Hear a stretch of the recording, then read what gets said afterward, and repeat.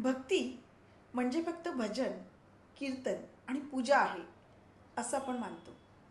पण जर एखादा संप्रदाय तुम्हाला सांगतो की खरा धर्म म्हणजे साधं, शिस्तबद्ध आणि नैतिक जीवन, तर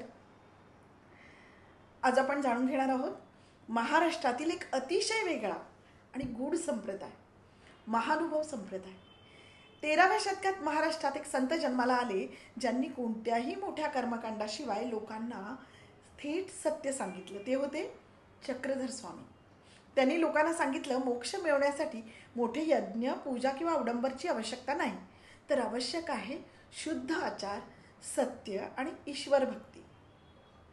महानुभव संप्रदायाची एक खास गोष्ट म्हणजे पंचकृष्ण ही संकल्पना.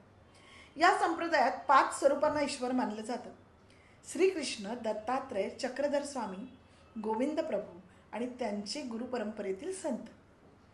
या संप्रदायात एक गोष्ट खूप स्पष्ट आहे: जीवन जितकं साधं तितकंच पवित्र.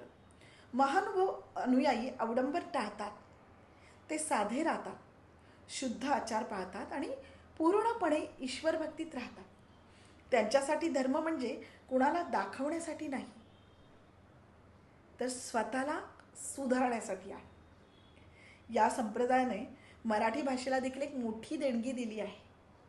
त्यांचा प्रमुख ग्रंथ लीलाचरित्र हा मराठीतील सर्वात प्राचीन गद्य ग्रंथ मानला जातो.